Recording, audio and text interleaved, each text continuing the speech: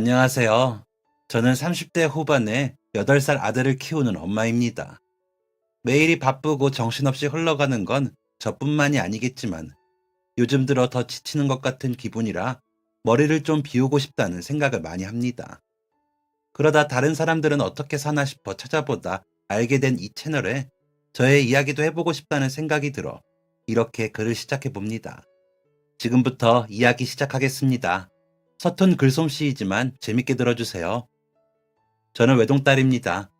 어릴 적부터 좋지 않은 집안 형편에 하고 싶은 것, 제대로 해본 것 없이 자라 마음속에 결핍이 있었습니다.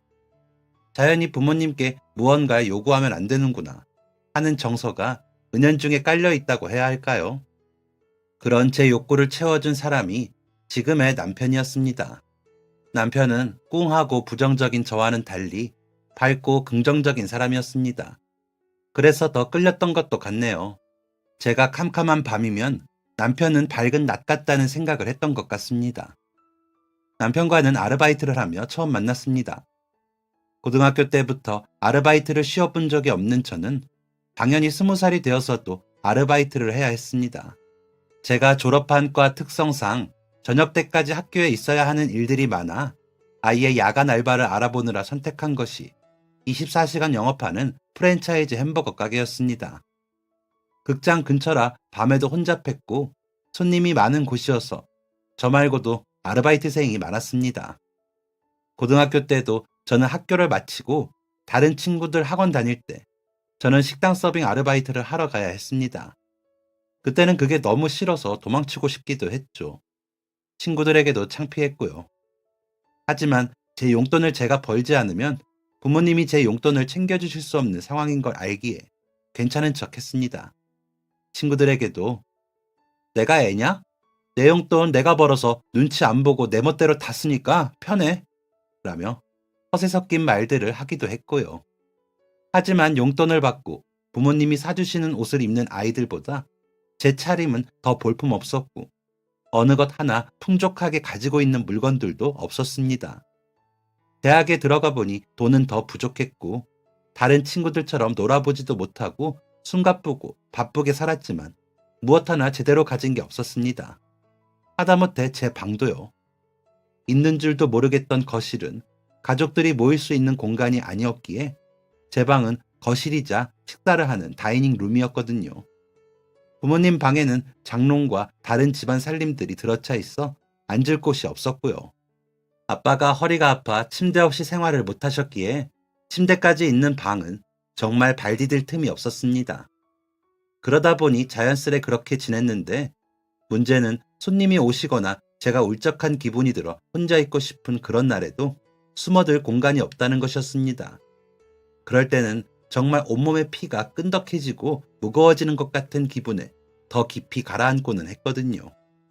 그런 환경에서 제가 할 수 있는 건 그저 제 자리에서 최선을 다하는 것뿐이었습니다. 결과에 대한 기대도 없이 이거라도 하지 않으면 더 절망적이니까 할 수밖에 없었던 거죠. 어릴 때부터 저희 집이 이런 상황이었던 건 아니었습니다. 할아버지가 아빠 앞으로 꽤나 큰 재산을 남겼었다고 아빠가 술만 마시면 이야기하시기도 했고요. 그런데 아빠와 가장 친하다는 친구와 함께 한 사업이 크게 망해 빚을 지고 집도 급격히 사정이 어려워졌다고 하더라고요. 그런데다가 그 친구라는 사람이 그나마 남은 돈을 빼돌려 해외로 도망을 갔다고 하더라고요. 아빠는 한동안 정신을 못 차리셨습니다. 매일 방에 누워 우셨던 게 기억이 나요. 믿었던 사람에 대한 배신도 배신인데 갑자기 환경이 바뀌는 것을 인정하지 못하신 거죠. 큰아버지나 고모까지도 아빠를 나 몰라라 하면서 정말 돈 나올 구멍이 없었다고 하더라고요. 외갓집은 딱히 저희를 도울 형편이 못 되었고요. 그렇다고 초등학생인 저를 내팽겨치고 그냥 두고 보기만 하신 건 아닙니다. 당장에 먹고는 살아야 하니 아빠는 막노동파네, 엄마는 방문 판매 화장품 회사에 들어가 일을 하셨답니다. 그렇게 번 돈으로 빚도 조금씩 갚고 생활을 하신 거죠. 하지만 불행은 저희 가족을 가만히 두지 않았습니다. 아빠가 일을 하시다 그만 4층 높이에서 떨어지는 사고를 당하시면서 허리를 크게 다치셨습니다. 하반신 마비가 될 수도 있다는 선고를 받은 아빠를 병간호하느라 엄마는 일도 쉬셨습니다. 아빠는 매일 아침 눈을 뜨면 엄마를 보고 우셨습니다. 처음엔 눈물만 흘리다가 결국엔 흑흑거리며 우셨죠.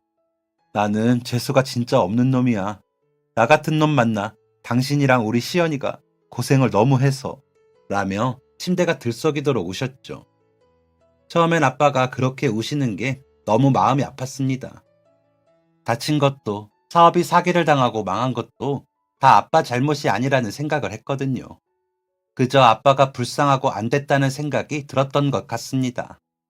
그래서 매일 학교에서 끝나고 집에 돌아가면 아빠에게 달려가 수다를 떨기도 하고 잘 본 시험지를 보여드리기도 했습니다. 그렇게 하면 아빠가 웃으셨거든요. 아빠가 퇴원을 하시고 일을 다시 구한 엄마는 일하는 중간중간 들려서 아빠와 저를 보살피셨고요. 역시나 방문 판매 화장품 일을 하셨기에 가능했죠. 아빠가 혼자 화장실에는 지팡이를 짚고 갈 수 있으셨지만 잘 넘어지셨기에 엄마의 도움과 제 도움이 많이 필요로 하셨거든요. 힘에 부치기도 했지만 그 정도의 도움은 제가 드릴 수 있다고 생각했고 그러기 위해 저는 더 많은 일들을 해야 했습니다. 하지만 점점 시간이 지날수록 아빠가 원망스럽고 귀찮아졌습니다. 아빠는 전보다 더 잘 걷고 혼자 식사도 챙겨 드실 수 있을 정도까지 됐는데 말이죠. 대놓고 짜증을 내거나 싫은 티를 내진 않았지만 점점 대화하는 시간이 줄었고 아빠가 도와달라 부르시면 무표정하게 가 대충 해드리고는 했습니다.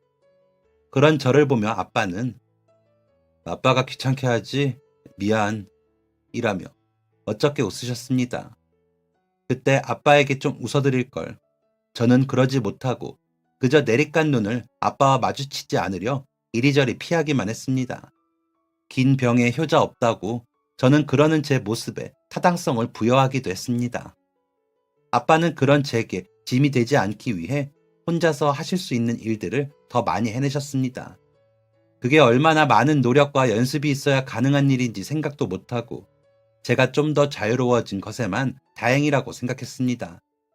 그 덕분에 아르바이트도 할 수 있었는데 그 자체를 원망했던 것 같기도 합니다. 철이 없었고 나빴죠. 그런데도 엄마와 아빠는 저를 눈에 넣어도 아프지 않은 딸, 해준 거 없이 거저 큰 미안한 자식이라고 하셨습니다. 그런 말을 들을 때마다 당연하게 여겼고 어쩔 때는 부담스럽다고까지 여겼습니다. 괜히 부모라는 사람들의 보장되지 않은 미래까지 책임져야 하는 것 같았거든요. 그렇다고 제가 번 돈을 부모님께 드려본 적도 없으면서 그런 건방진 생각을 하면서 고등학교 시절을 보냈습니다. 대학생이 되어서도 아르바이트를 해야 학교를 다닐 수 있다는 생각에 서럽다는 생각뿐이었습니다. 취업 준비를 위해 어학연수 준비하느라 어학원을 다니고 가방이 얼마고 옷이 얼마고 하는 이야기들이 들릴 때마다 위축되는 기분을 떨쳐버릴 수가 없었으니까요. 그럴수록 부모님에 대한 원망이 자라났던 것 같습니다. 너무 부끄러운 이야기이죠. 그러다 아르바이트가 끝나고 지친 몸을 이끌고 집에 도착했더니 부모님은 벌써 주무시더라고요. 다른 날과 별다를 것 없는 그런 날이었는데 식탁 위에 놓여있던 노트가 눈에 띄어 펼쳐보게 되었습니다. 아빠의 글씨체인데 하루 종일 어떤 운동을 했고 얼만큼 효과를 보고 있는지 재활이 어느 정도 되고 있는지를 세세히 적어 놓으셨더라고요. 매일매일 쓰신 것 같은데 둘러보니 벌써 여러 권을 쓰셨더라고요. 그리고 그 모든 날의 마지막 맺은 말은 더 노력해서 우리 딸 마중 나가기 라고 쓰여 있었습니다. 아빠가 항상 밤에 오기 안 무서워? 우리 딸 겁도 많은데 하시던 말이 떠오르며 눈물이 쭈르륵 흐르더라고요. 한번 흐른 눈물은 멈출 줄 모르고 그날 밤 저는 울면서 잠이 들었습니다. 울면서 아빠가 살아만 계시라고 기도했던 모습, 아빠가 아프지 않게 해달라고 기도했던 모습, 우리 가족 함께 살게 해달라고 기도했던 제 모습이 스쳐 지나가더라고요. 그랬던 제가 감사함을 잊고 바라는 게 많아져 심통만 내고 있었으니 너무 부끄럽고 부모님께 죄송했습니다. 그런 저를 미워하지도 않으시고 건강해지고 싶으신 목표가 저를 마중하시는 거라는 아빠의 바람이 너무 슬펐습니다. 다음날 아침 퉁퉁 부은 눈으로 일어나 저는 아빠와 엄마에게 차례로 볼에 뽀뽀를 하며 아침 인사를 했습니다. 어릴 때는 매일 했는데 오랜만에 하려니 쑥스러웠지만 하고 나니 기분이 좋더라고요. 아빠는 그런 저를 놀란 눈으로 보시고 엄마는 아이고, 우리 시연이 무슨 좋은 일 있어? 아침부터 서비스가 좋으시네요. 하시면서 부은 제 얼굴을 살펴보시더라고요. 좋은 일은 그냥 오랜만에 엄마 아빠가 너무 좋아서 그러지. 몰라, 내일부터는 또 안 할 거야. 라며 씻으러 들어가 버렸습니다. 씻고 나오니 아빠는 눈이 붉어지셨고 엄마는 웃고 계시더라고요. 그런 아빠를 보고 나니 또다시 눈물이 나렸는 걸 참고 준비를 마치고는 학교에 갔습니다. 그러다 엄마는 며칠 뒤 우리 이사 가자. 임대 아파트 당첨이 됐어. 혹시 몰라서 말을 안 했는데 시연이 학교 다니기도 더 좋고 아파트니까 당신 엘리베이터 타고 하면 다니기 더 좋을 것 같아. 라며 웃으시더라고요. 그렇게 버스 정류장과 더 가까운 아파트로 이사를 가고 저는 아르바이트가 끝나고 집에 오기가 좋아져 좋았습니다. 아침에 나갈 때도 좋았고요. 아빠는 단지를 돌며 운동하기 더 좋다며 좋아하시더라고요. 그래도 넘어지실까 걱정이 되어 멀리 가시지는 말라고 했는데도 아빠는 자꾸 나가보시더라고요. 엄마가 바퀴가 있는 지지대를 사주셨더니 다니기가 좋다고 하시며 비 오는 날에도 우비를 입고 나가실 정도였습니다.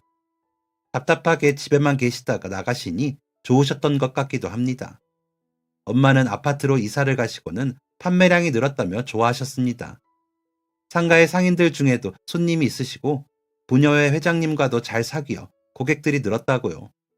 그렇게 조금씩 좋아지고 있는 상황들에 엄마는 나는 요즘만 같으면 좋겠어.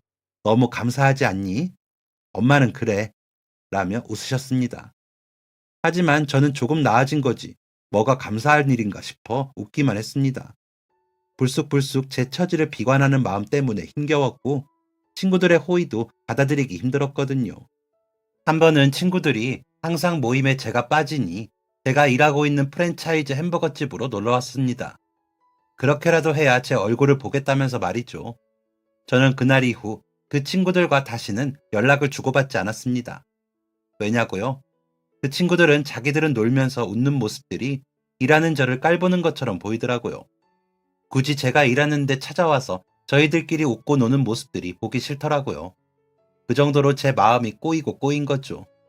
하지만 그때 저는 날 비웃으며 친구라는 이름으로 포장하고 다가오는 저런 애들과는 인연을 끊는 게 맞아. 라며 제 못난 꼬인 마음을 포장하고 마음의 문을 닫았습니다. 친구들은 연락에 응하지 않는 제게 무슨 일이냐 물었지만 저는 끝끝내 대답해주지 않았습니다. 그저 아무 대답을 하지 않는 것으로 제 마음을 표현했죠. 그러다 한 친구가 저를 찾아와 야, 황시연, 너가 그렇게 잘났냐? 애들이 너 눈치 보느라 그렇게 전전긍긍 하는데 너는 끝까지 너 멋대로야. 라며 화를 내는데도 저는 대답도 않고 상대하지 않았습니다. 한참을 노려보다가 친구가 가버린 후에도 저는 인상을 쓰고 일만 했습니다. 그때 같은 타임에 일하던 오빠가 시연 씨가 친구들한테 인기가 되게 많나 봐요. 저번에도 친구들 시연 씨랑 놀고 싶어서 와서 기다렸죠?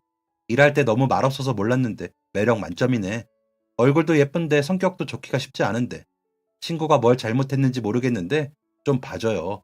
저렇게 속상해하는데 라는 겁니다. 개인적인 사담을 나눠본 적이 없던 사람이 갑자기 저에게 그런 말을 한 것도 놀랐지만 그렇게 생글거리며 말을 하는 사람을 처음 본 것 같아 놀랐습니다. 당시에는 사람의 얼굴이나 눈을 제대로 바라보고 대화를 나눈 적이 언제인지도 기억이 잘 나지 않을 때였는데 제 눈을 마주쳐가며 말을 하는 그 오빠의 표정에서 생동감이 느껴졌던 것 같습니다. 당황한 저는 네? 라며 허둥지둥거렸는데 오빠는 그런 저를 보며 웃으며 별일 아닌 거는 그냥 봐주고 넘어갈 줄도 알아야 한대요. 우리 누나가 그러더라고요. 그래야 나중에 내가 실수했을 때도 다른 사람이 쉽게 용서해 주는 거라고요. 마음이라는 건 서로 주고받는 거지 일방적일 수가 없어서 받기만 하는 관계는 없다고요. 그런데 그 친구는 눈물이 날 정도로 시연 씨가 좋은 것 같던데 라고 하더라고요. 순간 제 얼굴이 붉어지는 게 느껴지더라고요. 갑자기 너무 더워졌습니다. 그런 적이 처음이라 제가 더 어쩔 줄 몰라 하자 오빠는 미안해요. 이런 거 너무 오지랖이죠? 내가 좀 그래요. 시연 씨가 좋은 사람 같아서 내가 신경 쓰고 있었거든요. 내가 좋아하는 사람이 생기면 이렇게 확 들이대거든요. 이라고 하는데 손님이 들어오시더라고요. 환영 인사를 하고 주문을 받으면서도 붉어진 제 얼굴은 쉽게 식지 않았습니다. 나긋나긋하면서 미소를 담은 듯한 그 말투가 제게 너무 달콤하게 들렸다고 할까요? 그날부터 그 오빠가 신경이 쓰이고 자려고 누우면 그 오빠와 같이 있던 순간이 떠오르고 하더라고요. 그때는 제대로 된 제 방이 있었기에 망정이지. 안 그랬으면 뒤척거리며 오빠 생각을 하는 걸 엄마 아빠께 다 들킬 뻔했습니다. 그 정도로 오빠에 대한 감정은 커졌죠. 하지만 저는 오빠에게 그 마음을 들킬 수 없었습니다. 제 형편에 연애를 할 수도 없었고, 오빠처럼 밝은 사람이 저처럼 어두운 사람을 좋아할 리 없다고 생각했으니까요. 저도 제가 좋지 않았는데, 저를 좋아하는 사람이 있을 리가 없다고 단정 지어버렸거든요. 그래서 오빠를 향한 그 마음을 접기 위해 애를 썼습니다. 그러다 보니 마음이 힘들어졌고, 그러던 찰나에 방학이 다가왔습니다. 저는 다른 아르바이트를 시작한다는 핑계를 대고 아르바이트를 그만두어야겠다는 생각을 했습니다. 아르바이트를 그만두고 오빠를 만나지 않으면 금방 괜찮아질 거라고 제 마음을 다독이면서요. 그런데 그런 제 결심은 아무 소용이 없는 거더라고요. 오빠가 혹시 방학 때 따로 하는 거 있어요? 괜찮으면 나랑 같이 스터디 안 다닐래요? 내가 영어를 진짜 못하거든요. 그래서 모임에 들어가려고 알아보는데 자리가 두 자리 났다고 해서 시안 씨 생각이 났어요. 일하느라 학기 중에 나처럼 못했을 것 같아서 라며 밝게 웃는데 저는 그만 어쩔 줄을 모르겠더라고요. 오빠도 좋고 스터디도 좋은데 좋아하면 안 될 것 같은 생각이 드니 몸과 마음이 분리되는 기분이었다고 할까요? 그런 제 마음을 아는지 모르는지 오빠는 제 앞에서 계속 생글거리는데 뭐라고 답해야 할지 몰라 언제까지 답 드리면 돼요? 라고 물어봤습니다. 별로냐고 할 만도 한데 오빠는 내일까지 연락 주기로 했는데 너무 갑작스럽긴 하죠. 난 같이 스터디 갔다가 같이 일하러 오면 되니까 너무 좋겠다 했거든요. 그냥 같이 해요. 라고 답을 하더라고요. 그런 오빠를 보자니 차마 거절을 하지 못하겠어서 저도 모르게 고개를 끄덕이며 할게요. 참가비는 어떻게 돼요? 하고 물었습니다. 오빠는 처음에 10,000원씩 내면 된대요. 여기 도서관 세미나룸에서 하는데 모일 때 음료비라고 하더라고요. 도서관에서 형성된 스터디 모임이라 나이대도 다양할 거예요. 8명이 총 인원이고요. 내가 요즘 복학하기 전에 도서관 다니거든요. 같이 가줘서 고마워요. 고마우니까 참가비는 내가 내줄게요. 모임은 일주일에 2번이고 시간은 오후 2시부터 4시까지 라며 웃었습니다. 아르바이트를 더 할 수 있는 시간을 뺏겨 아쉽기는 했지만 그보다 오빠의 웃는 얼굴을 보는 게 더 기분이 좋았습니다. 아르바이트를 하는 대신 그 시간을 영어 공부하는 시간으로 채우게 생겼는데도 좋더라고요. 일부러 학원도 다니는데 그 정도는 오히려 돈을 아끼는 거라고 생각도 들었고요. 그런 마음은 순전히 오빠 때문이었습니다. 그렇게 제가 저를 위해 시간을 써야겠다고 생각하며 기분이 좋아진 건 말이죠. 생각했던 것보다 여유로운 방학을 맞게 되어 몸과 마음이 좀 느슨해지고 나니 방도 정리하게 되더라고요. 지저분한 옷들도 버리고 고등학교 때 보던 교재들도 버리며 비우고 나니 방이 더 넓어지더라고요. 이사한다면서 한다고 한 것 같은데 쌓여있던 쓰레기들이 그렇게 많은 줄 그때야 알았습니다. 그러다 어릴 적 앨범이 나와 펼쳐보았는데 제가 이런 표정이 있었나 싶게 환하게 웃고 있더라고요. 아빠와 함께, 엄마와 함께 뭐가 그리 즐거웠는지 그렇게 좋아서 어쩔 줄 모르겠다는 표정으로 웃고 있더라고요. 생각해보면 저는 잘 웃는 아이였었는데 그 웃음을 잃고 살았더라고요. 그런데 오빠는 그렇게 환하게 웃을 줄 아는 사람인 걸 보면 사랑을 많이 받고 자란 사람일 거라는 생각이 들었습니다. 경제적으로도 풍요롭게요. 그러다 문득 그 사람이 왜 야간 아르바이트를 하고 있을까 하는 궁금증이 생기더라고요. 그러면서 나도 우리 부모님이 경제적으로는 힘드셔도 사랑 많이 주셨는데 왜 이렇게 깜깜해졌을까 하는 생각도 들고요. 아빠는 여전히 온전히 서서 걷기 위해 운동을 하시고 엄마는 더 나은 생활을 위해 열심히 살고 계신데 나는 내 용돈이나 벌었으면서 혼자 온갖 생색은 다 내고 있었구나 싶어 부끄러웠습니다. 오빠의 그 밝게 웃는 모습은 자꾸 저를 부끄럽고 창피하게 만들더라고요. 그래서 부끄럽지 않은 제가 되기 위해 웃으려 노력했습니다. 나가기 전 거울을 보며 웃어보고, 일을 하면서도 웃어보고, 화장실 가면서도 웃어보면서요. 그렇게 하다 보면 웃는 얼굴이 어색하지 않는 날이 오겠지 하면서요. 오빠처럼 웃는 얼굴이 자연스러워지길 바라는 마음도 있었습니다. 그렇게 제 나름의 성격 개조를 위한 노력을 하고 있는데 한 여자분이 손님으로 오셨습니다. 한참 바쁜 시간이 끝날 시간이라 다들 정리가 바빠 제가 혼자 주문을 받았죠. 웃는 연습의 일환으로 억지로 미소를 지으며 주문을 받고 있는데 여자분이 혹시 아내 명준이라고 있나요? 라며 오빠를 찾더라고요. 늘씬하고 예쁜 여자가 오빠를 찾아왔다는 사실만으로도 제 머릿속은 뒤죽박죽이 되었습니다. 그러면서도 그래, 그럼 그렇지. 나 같은 걸 좋아할 리가 없었지. 나처럼 어두운 애를 누가 좋아해? 라며 감춰지지 않는 얼굴을 서둘러 감춰보려 애를 썼습니다. 큰 키에 늘씬하고 이목구비까지 뚜렷한 미인인 그 여자분에 비하면 저는 너무 못나서 창피할 정도더라고요. 그때 밖으로 나와 여자분을 본 오빠는 누나, 무슨 일이야? 햄버거 안 먹잖아. 라며 반기더라고요. 입맛까지 잘 아는 사이구나 싶어 더 실망하며 고개를 숙이고 있는데 오빠를 본 그 여자분은 방금 전과는 다른 쌀쌀맞은 말투로 야, 이거 놓고 갔다며 나가다가 다시 들어왔잖아. 정신 안 차리고 다닐래? 왜 귀찮게 하고 있어. 라며 오빠에게 윽박을 지르다가 웃는데 표정이 오빠와 닮았더라고요. 설마 혹시 하는 생각에 오빠와 그 여자분을 번갈아 보면서 심장이 다시 세차게 뛰고 마음이 떨렸습니다. 그런 제 시선이 느껴졌는지 오빠가 저를 보며 우리 누나예요. 진짜 무섭게 생겼죠? 라며 웃더라고요. 제가 바라던 답이어서 그런지 저도 모르게 오빠를 바라보며 그만 웃고 말았습니다. 그런 저를 보고 놀란 오빠는 시연씨, 웃으니까 너무 예뻐요. 라며 빤히 보기에 부끄러움에 얼른 표정을 고쳐지었습니다. 여자분은 얘는 아주 신뢰를 하고 있네. 야, 누가 여자 얼굴을 그렇게 빤히 보냐? 죄송해요. 제 동생이 좀 개념이 없죠? 라며 고개를 숙이시는데 그 장면만으로도 이 가족이 얼마나 격이 없이 사이가 좋은지 알겠더라고요. 제 추측대로 가족 간의 정이 깊은 가족 같아 보였습니다. 여자분은 오빠에게 뭘 건네면서 몇 마디 주고받고는 가셨습니다. 여자분은 생김새에 비해 말투가 시원시원하고 호탕하셨습니다. 그러자 우리 누나 때문에 놀랐죠? 좀 무섭기는 한데 나쁜 사람은 아니에요. 젊을 때 연예인 한다고 하다가 사기만 당하면서 고생 좀 하더니 세졌어요. 요즘엔 동대문 야시장에서 장사하는데 피곤한지 가끔 저렇게 까칠해요. 라며 오빠는 웃더라고요.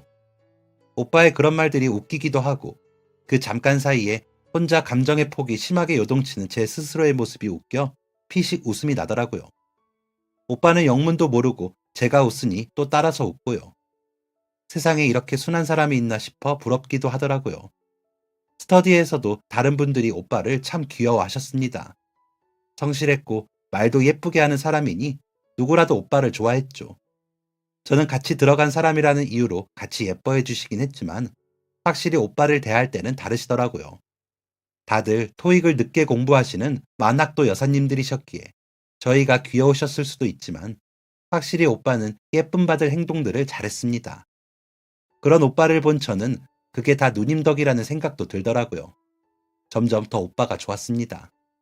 오빠는 그런 제 마음도 모르고 계속 제게 잘해줬고요. 그래서인지 제 얼굴도 조금은 더 밝아지는 기분이었습니다.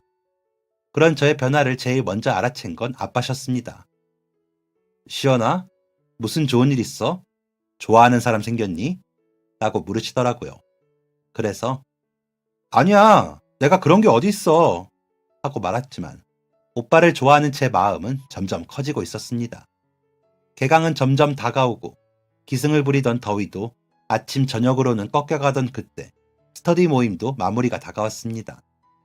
여사님들이 다가회라도 하자며 오빠와 제게 심부름을 시키셔서 다니러 가고 있는데 오빠가 나 복학하면 아르바이트 그만두려고요. 시연 씨는? 하고 묻더라고요. 저는 계속 해야 해요. 아르바이트 그만두면 제 용돈이 없어서요. 집안 사정도 그렇고 그동안 잘해주셔서 감사합니다. 라고 답을 하면서 마음 한구석이 이상하게 따갑게 느껴졌습니다. 그런 제 마음을 오빠는 알기라도 하는 듯이 나 아르바이트 그만둬도 연락해도 돼요? 나 시연 씨랑 계속 연락하고 싶은데 라고 하더라고요. 놀라 오빠를 봤더니 저를 내려다보며 시연 씨는 나 안 좋아요? 난 시연 씨 좋은데 처음부터 좋았어요 라고 하면서 또 웃더라고요. 그런 오빠를 제대로 볼 수가 없었습니다. 너무 부끄럽고 창피한데 기분은 나쁘지 않더라고요. 고개를 푹 숙이고 미소만 지을 뿐이었죠. 그런 저를 본 오빠는 저기 나 싫지 않으면 우리 만나볼래요? 라며 제게 고백을 했습니다. 저는 고개를 끄덕였고요. 그러자 오빠는 다시 씩 웃더니 제 손을 잡고 걷기 시작했습니다. 그때 심장이 어찌나 떨리던지 지금 생각해보면 어리고 순진했구나 싶습니다. 그렇게 간식거리를 사오는 동안에도 우리 두 사람은 손을 꼭 잡은 채였습니다. 세미나실 앞에 와서야 손을 놓고 다가회를 하는 내내 모른 채 했지만 저도 모르게 실실 웃었던 것 같습니다. 개강을 하고 나서 오빠는 정말 아르바이트를 그만두었습니다. 다시 학교에 아르바이트를 하느라 저도 정신이 없었죠. 하지만 오빠가 매일 제가 아르바이트를 마칠 때쯤 데리러 왔기에 저희는 집으로 가는 동안 데이트를 했습니다. 오빠와 저는 같은 방향으로 버스 한 정거장 거리 정도 떨어진 곳에 살았는데 오빠가 저보다 더 멀리 살아 집까지 걸어가며 데이트를 했습니다. 처음엔 날이 좋아 그나마 괜찮았는데 날이 추워지니 오빠가 혼자 걷는 그 길이 걱정이 되더라고요. 취업 준비까지 하는 사람 감기라도 들어 면접이라도 못 보면 어쩌나 싶기도 하고요. 오빠에게 그런 이야기를 했더니 오빠는 환히 웃으며 내 걱정했어? 아유 예뻐라. 근데 나는 괜찮아. 따로 운동할 시간 없는데 그럴 때 운동하는 거지.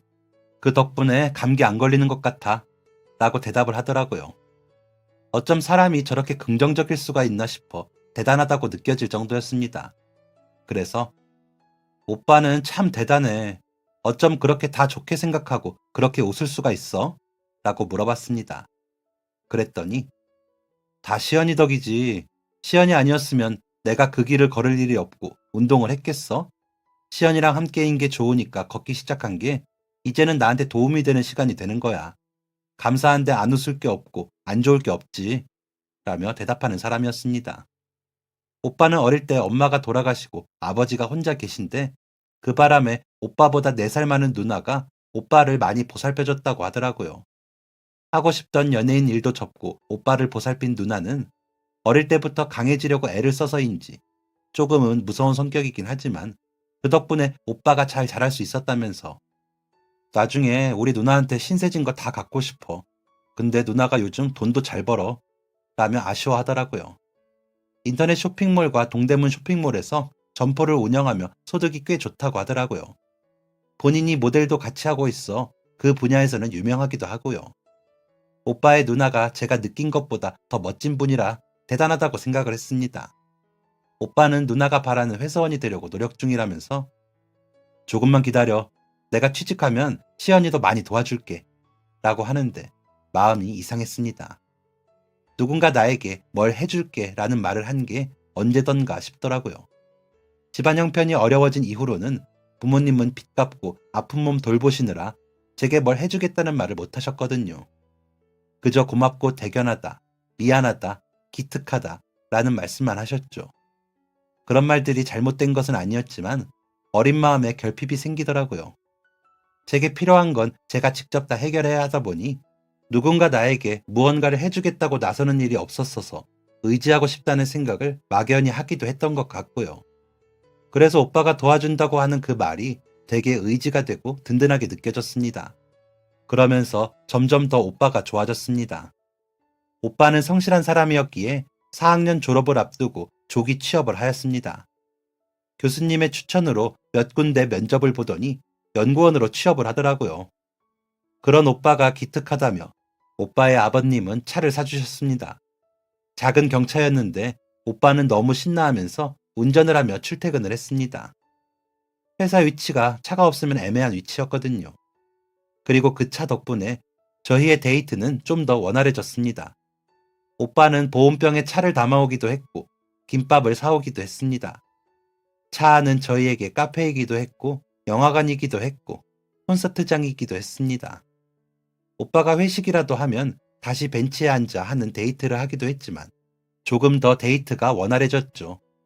그렇게 시간은 또 흘러 제가 4학년이 되고 취업 준비에 여념이 없자 오빠는 내가 용돈 줄 테니까 아르바이트 그만두면 안 돼? 너무 힘들잖아. 라고 했지만 저는 오빠, 벌써 우리가 만난 지 3년이 다 되어 가는데 모르겠어? 그런 건 내가 알아서 할게. 오빠랑 시간 보내는 것도 난 포기 못하니까 걱정 말고. 라며 웃어버렸습니다. 그 무렵 저는 더 열심히 아르바이트를 해야 할 이유가 생겼기에 오빠의 그 제안을 받아들일 수 없다는 걸 차마 오빠에게는 말하지 못했습니다. 엄마가 방문 판매하시던 화장품을 아파트 상가에 점포를 내고 싶어 하셨는데 돈이 좀 모자라 저에게 물어보시더라고요. 하지만 저는 졸업과 동시에 갚아야 할 학자금 대출이 있었기에 모은 돈을 드릴 수가 없었습니다. 만약에 취업을 못할 경우를 대비해야 했으니까요. 엄마는 아휴, 엄마가 괜히 욕심이 나서 이상한 소리를 했다. 미안해, 신경 쓰지 마. 라고 하셨지만 취업을 하기만 하면 대출이라도 받아서 드리고 싶었습니다. 엄마도 나이가 드시고 계셨고 돌아다니면서 하시는 것보다 한 군데 정착하시는 게 덜 힘드실 것 같았거든요. 아빠와 더 가까이 계시면 마음이 놓이실 거고요. 그런데도 방법이 없다 보니 아르바이트 꾸준히 하면서 한 푼이라도 더 모아야 했습니다. 그러다 엄마가 보시던 점포에 다른 사람이 화장품 가게를 낸다고 했는지 오빠를 만나고 있는데 술을 드시고 저에게 전화를 하셨더라고요. 딸, 엄마가 너무 무능력해서 미안해.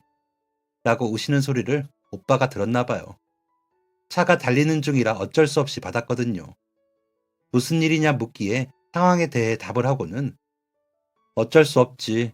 다음에 다른 자리 알아보셔야지. 라고 답을 하고는 집으로 돌아왔습니다. 그리고 다음날 오후에 모르는 번호로 전화가 와 받아보니 시연씨, 나 명준이 누나예요. 통화 괜찮아요? 라고 하시더라고요. 놀라기도 하고 무슨 일인가 싶어 네, 안녕하세요. 무슨 일로? 라고 했더니 명준이한테 얘기 들었어요. 어머님이 필요하신 돈이 얼마예요? 괜찮으면 내가 투자하고 싶은데 사실 내가 우리 쇼핑몰에 기초라인만 화장품을 넣어볼까 하고 개발 중이거든요. 그런데 오프라인 판매를 직접 하는 게 어려워서 방법을 찾고 있다가 시연씨 어머님 이야기를 들은 거예요. 그래서 내가 투자를 하고 판매 라인을 좀 만들어 보고 싶은데 어머님하고 좀 만날 수 있을까? 라며 말을 하시더라고요. 저야 그런 분야를 모르니 어떨지 모르겠지만 누님의 말대로라면 엄마가 일방적으로 신세만 지는 것 같지는 않아 엄마의 연락처를 알려드렸습니다. 얼마 뒤 엄마에게서 전화가 오더라고요. 예, 시연아, 이게 무슨 일이니? 너 덕분에 엄마가 더 좋은 자리에서 더 좋은 조건으로 할 수 있겠어. 어머나, 이게 얼마나 감사한 일이니? 라며 너무 좋아하시더라고요. 그래서 걸려왔던 번호로 다시 전화를 걸어 제가 이 은혜를 어떻게 갚죠? 감사합니다. 너무 큰 도움이라 어떻게 해야 할지 모르겠어요. 라고 하자. 아니지, 나도 도움을 받는 건데 어머님이 그쪽 일을 오래 하셔서 나보다 더 잘하시는데 내가 도움을 받는 거죠. 앞으로 내가 더 잘 보여야 하는데 우리 명준이가 연애 잘한 덕을 내가 보는데요. 라며 웃으시더라고요. 오빠가 누나의 영향을 많이 받았다더니 정말이구나 싶더라고요. 그리고 얼마 뒤 엄마는 누님이 런칭하신 코스메틱 점포를 집에서 그리 멀지 않은 번화가 상가에 여셨습니다. 직영이라 점주님이라는 직함을 달고 시작하셨죠. 백화점처럼 시연을 할 수 있는 공간도 마련해 일주일에 두 분의 고객에게 기초부터 메이크업까지 해드리는 시연 서비스를 하다 보니 반응이 좋았습니다. 누님의 일도 엄마의 일도 잘 되다 보니 오빠와 저의 연애는 더 순탄해졌습니다. 저까지 취업에 성공하고 나서는 조금은 더 여유로워진 데이트도 하면서요. 오빠는 가끔 우리가 결혼하면 이라며 결혼 이야기를 꺼내고는 했습니다. 하지만 가게가 잘 되면서 이사를 간 집 대출금을 엄마와 함께 갚고 있기도 했고 제 학자금이라도 다 갚고 시작하고 싶어 저는 나는 좀 늦게 결혼할 거야. 어떻게 졸업하고 취업한 회사인데 좀 집중하고 싶어 라며 핑계를 댔습니다. 솔직히 오빠와의 결혼은 누구보다 제가 바라는 일이었지만 아빠도 지팡이 짚고 걸으시고 돈도 좀 더 모일 때까지 버텨야 했습니다. 그런 제게 타박이라도 할 법했지만 오빠는 그래, 그러자 하면서 웃기만 했습니다. 엄마의 가게는 잘 됐습니다. 젊은 사람들도 많고 기존의 엄마의 방문 판매 손님들도 꾸준히 오셨고요. 누님의 제품이 좋았기 때문에 가능한 일이기는 했지만 엄마의 수완도 만만치 않다고 하더라고요. 백화점에도 입점 대기를 걸었다는 소식이 들려 잘 됐다는 생각을 하고 있었습니다. 그렇기에 조금만 더 노력하면 모두가 편해질 거라고 믿었습니다. 하지만 참 얄궂은 게 사람 사는 일이라고 퇴근 시간이 얼마 남지 않았을 때였습니다. 엄마에게 전화가 와, 응, 나 곧 퇴근이야. 내가 끝나고 전화라고 말하고 있는데, 시연아, 큰일 났어. 너희 아빠가 하며 우시는 엄마의 목소리가 들려왔습니다. 아빠가 엄마 매장에 들렸다가 집으로 돌아가시면서 후진하던 택배 차량에 치이셔서 병원으로 이송되셨다는 겁니다. 엄마와 전화를 끊자마자 부장님께 말씀을 드리고 택시를 잡아 타고 병원으로 가면서 저는 다시 한번 기도했습니다. 제발 저희 아빠 이번에도 살려주시라고요. 아빠 손잡고 결혼식하게 해달라고요. 간절히 기도하면서 도착한 병원에는 엄마의 울음소리만 울리고 있었습니다. 아빠는 온몸이 상처투성이가 되어 누워 계셨고요. 전날 저녁에 명준이 놀러오라 그래. 아빠랑 바둑이나 두자고. 이번엔 내가 이겨야지. 하시면서 웃으시던 그 모습이 눈에 선한데 눈을 감고 아무리 불러도 일어나지 못하시는 모습은 낯설고 이상했습니다. 아빠 일어나. 오빠 불러올게. 바둑 두자. 라며 아빠를 불러봤지만 아빠는 끝끝내 눈을 뜨지 못하셨습니다. 아빠의 장례식 내내 엄마는 쓰러지셨다가 다시 일어나셨다가 다시 쓰러지셨습니다. 그런 엄마를 챙기고 장례 절차를 밟느라 정신이 없던 저는 장례식이 끝나고 아빠를 납골당에 모시고 엄마와 집으로 돌아와 죽은 것처럼 잤던 것 같습니다. 수면제라도 먹은 것처럼 자다가 눈을 뜨면 곳곳에 설치해 놓은 손잡이들이 눈에 들어와 눈물이 났습니다. 임대 아파트에서 이사를 하면서 엄마와 제가 가장 신경 쓴 인테리어는 아빠가 잡고 걸을 수 있는 손잡이였습니다. 그렇게 해두면 아빠가 벽을 따라 걷기가 훨씬 수월할 테니까요. 이제 자가주택이라 이런 거 해도 돼. 라며 아빠를 보고 환히 웃던 엄마의 얼굴과 그런 엄마를 보며 기뻐하셨던 아빠의 얼굴이 다 떠올라 눈물이 나더라고요. 엄마는 저보다 더 못 일어나셨습니다. 그러다 우시고 또 주무시고 또 일어나셨습니다. 그러고 있는데 오빠가 죽을 사왔더라고요. 아무래도 식사가 힘들 것 같아서 라는데 오빠도 눈이 뻘개져 있었습니다. 그 마음이 전해져 고맙더라고요. 엄마는 한동안 가게에 못 나가시더니 이제 그만하려고 좀 쉬다가 다른 일 할까 해 라며 가게를 내놓으셨다고 하더라고요. 다행히 그대로 받아서 하겠다는 사람이 나타나 권리금까지 받아 누님에게 갚고도 돈이 남았다고 하더라고요. 엄마는 그 돈으로 남은 대출을 갚으셨다고 하셨습니다. 앞으로의 생활비는 그동안 저축해놓고 연금보험 들어놓은 것도 있고 아빠 보험금이 나왔다며 이제 너 시집가. 학자금 대출도 엄마가 갚아줄게 라고 하시더라고요. 그래서 엄마 혼자 두고 내가 무슨 결혼이야. 오빠도 다 이해해 줄 거야 라고 했습니다. 그런데 엄마와 누님이 무슨 이야기를 나누었는지 갑자기 상견례 같으면서도 아닌 가족 모임이 생겼습니다. 명분으로는 엄마와 저를 위로하는 자리였죠. 그러다 누님이 내가 우리 아빠 모시고 살 거고 너희는 어머니 모시면서 살아. 그러면 되잖아. 빨리 결혼해. 아버님 돌아가신 지 그래도 100일은 넘었으니까. 더 늦으면 아기 낳기 힘들어. 라며 이야기를 꺼내시더라고요. 그러자 아버님과 엄마는 기다렸다는 듯이 손주 타령을 하시며 결혼을 부추기셨습니다. 그러시더니 누님이 내가 명준이 앞으로 집도 사놨어. 얼른 해. 라며 쐐기를 박으셨죠. 엄마는 언제 다 봐놓으셨는지 혼수며 예물이며 척척 보여주시며 결혼 준비를 시켜주셨습니다. 오빠와 저는 부모님과 누님께 꼭 다 갚자고 했습니다. 그래서 저희는 식을 올리고 더 열심히 살았습니다. 아이를 낳고도 복직을 바로 할 수 있었던 건 엄마 덕분이었지만 조금이라도 갚으며 살려고 애를 썼습니다. 그러다 아이가 5살이 되고 유치원에 들어갔을 때쯤 남편이 이직을 하면서 연봉이나 처우는 좋아졌는데 이사를 하지 않으면 주말 부부를 해야겠더라고요. 이런저런 공리 끝에 저희 살던 아파트는 전세를 주고 남편이 이직한 그 지역에 전세를 들어가기로 했습니다. 그렇게 몇 년 살아보고 결정하기로 했고요. 그러면서 저는 자연히 회사를 그만두고 전업주부가 되었습니다. 저도 다른 회사를 알아보려 했는데 아이를 봐줄 사람이 없어 힘들더라고요.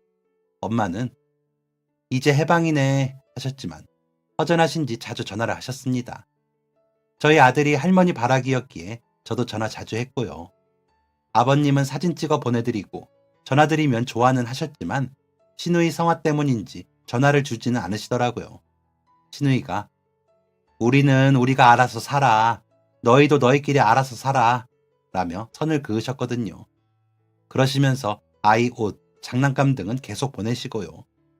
엄마인 저보다 더 좋은 걸로 보내셔서 제가 그만 보내시라 할 정도였는데 내가 애가 있니 남편이 있니 조카한테라도 해야지 라고 하시면 제가 뭐라고 해야 할지 모르겠더라고요. 그러면서 저희 엄마와도 자주 만나 식사도 하시고 엄마 답답하실까 교회로 드라이브도 시켜주시면서 예전 사업 파트너한테 아이디어 얻으려고 그러는 거야 라고 하셨고요. 좋은 남편의 진짜 좋은 시댁을 만나 내가 호강을 하는구나 하는 생각에 감사했습니다. 아빠는 그리웠지만 이렇게 남은 가족들 행복하기만을 바랐죠. 시누이 회사가 어떤 쇼핑몰처럼 큰 회사에서 상표권을 사가는 계약을 앞두고 있다는 소식까지 들려 우리 시누이 재벌되는구나 싶어 남편과 우리 신세는 언제 갚아? 하면서도 좋아하고 있었습니다. 진심으로 축하해야 할 일이니까요. 그런데 알고 보니 상표권 도둑들의 사기였더라고요. 시누이의 상표를 자신들이 가로채 중간에서 팔아 큰 돈은 본인들이 챙기는 거죠. 저는 상식적으로는 이해가 안 갔지만 특허청의 상표 등록을 누가 먼저 했냐에 따라 달라진다면서 힘들 수 있다는 변호사님의 말에 시누이는 크게 절망하셨습니다. 오래 같이 일했던 파트너십이기도 했고 갑자기 큰 돈을 제안할 때 의심했어야 했는데 그러지 않은 본인 탓이라며 자책을 하셨죠. 당장에 영업을 못하게 되었고 그로 인한 손실을 메꾸느라 돈은 필요한데 대출은 안 나오는 실정이다 보니 답답한 지경이라며 신랑이 걱정을 하더라고요. 일단 저희가 가진 돈을 들이고 전세를 놓았던 집을 팔려고 내놓았습니다. 어차피 그 집은 시누이가 장만해 주신 거였으니까요. 집을 매매하고 싶다는 사람이 나타났다는 소식에 살던 지역으로 갔지만 마음이 바뀌었다며 매매를 하지 않는 통에 허탕을 치고 엄마네 가서 밥을 먹고 시댁으로 가자 싶어 엄마 집에 갔는데 집에서 다른 아주머니가 나오는 겁니다. 누구세요? 저희 엄마랑 아시는 분이세요? 하고 물으니 네? 여기 어제 저희가 이사 왔어요. 여기 사시던 아주머니 딸이시구나. 금매로 내놓으셔서 저희가 샀어요. 저희 어머니가 거동이 불편하신데 마침 이 집에 손잡이가 다 되어 있어서 좋았거든요. 라고 하시더라고요. 무슨 말인가 싶어 엄마에게 전화를 했습니다. 엄마, 이사 갔어? 어디야? 하고 물으니 아휴, 그건 또 어떻게 알았어? 집이 나 혼자 지내기에 너무 커. 진석이도 없고 너희도 멀리 가서 자주 못 오고 그래서 팔았어. 여기가 어디냐면 라면서 이사간 주소를 불러주시더라고요. 가보니 작은 빌라에 전세로 가셨다면서 혼자 살면서 이 정도면 되지 라며 웃는 엄마를 어이없어 하면서 보고 있는데 시누이에게 전화가 왔습니다. 올케 혹시 어머니랑 연락돼? 라는 목소리에서 다급함이 느껴지더라고요. 지금 엄마네 집에 와 있어요. 형님 무슨 일이세요? 라고 하자 시누이는 흑흑거리며 울기만 하시더라고요. 엄마는 제 눈치만 보시고요. 시누이가 겨우 눈물을 멈추고 하는 말에 저는 놀라고 말았습니다. 엄마가 집을 옮기시면서 남은 차액을 시누이에게 붙이셨대요. 그러시고는 진석이 고모 얼른 회복해서 우리 또 매장해요. 라고 메시지를 보내셨나 봐요. 시누이는 메시지를 보고 엄마에게 계속 전화를 했는데 제가 있으니 못 받으신 거죠. 제가 일단 알겠다고 하고 전화를 끊으니 그제야 진석이 고모 아니었으면 우리가 그 집을 어떻게 사고 너희 아빠가 어떻게 편하게 지내셨겠니? 너랑 진석이도 예뻐해주고 나도 잘 챙겨주는 사람이니까 이번 기회에 나도 돕고 싶었어. 너한테 나는 해준 게 없는데 진석이 고모는 다 해주는 사람이잖아. 라고 말씀하시며 눈물을 닦으시더라고요. 그런 엄마를 보며 저도 눈물이 났습니다. 이렇게 사랑을 받기만 해도 되나 싶고 서로를 위하는 진심이 느껴져서요. 남편에게도 신우이가 말을 전했는지 우리가 먼저 갚으려고 했는데 어머님이 먼저 베풀어 주셔서 어쩌지? 우린 매번 이렇게 신세만 진다 하면서 웃더라고요. 그러고 나서 여러 절차를 거쳐 다행히도 신우이의 상표는 지켜졌습니다. 작년 매출이 30억이라고 하셨는데 저는 상상도 못하는 돈이라 가늠도 안 되더라고요. 엄마는 얼마 전에 시댁과 가까운 아파트로 이사를 하셨습니다. 신우이가 저희 아들 이름으로 사주시고는 저희 엄마에게 들어가 사시라고 해서요. 돈은 돈대로 갚으시고요. 엄마는 남는 장사라며 그 돈을 신우이 회사에 투자금으로 넣고 싶다고 하셨는데 안 받으신 것 같아요. 저는 그런 건 잘 몰라서 모르겠더라고요. 그러다 가끔 나는 언제 다 갚고 사람 노릇하며 사나 싶어 우울해질 때가 있습니다. 우울증은 아니지만 습관적 우울감을 가진 것 같더라고요. 이래서 양육 환경이 중요하다고 하나 봐요. 그렇다고 부모님을 원망하지는 않습니다. 그분들은 그분들이 하실 수 있는 최선을 다해 저에게 주셨으니까요. 다 제 욕심이고 번민이겠죠. 아이에게 물려주지 않으려 떨쳐내기 위해 노력하고 있는데 아직 마음 공부가 좀 부족한가 봅니다. 그래도 이렇게 털어놓고 사는 이야기 하니 좀 개운하네요. 세상 부모님과 시누이에게 더 감사하고요. 앞으로 더 잘할 테니 지켜봐 주시라고, 건강하게 오래오래 곁에 있어 주시라고 말하고 싶습니다. 여러분들도 주변에서 주시는 사랑을 느끼시고 행복해지시는 날이 되시길 바라겠습니다. 행복하세요. 감사합니다. 지금까지 사연 들어주셔서 감사합니다. 사연이 재밌으셨다면 구독과 좋아요를 눌러주세요. 감사합니다. 안녕히 계세요.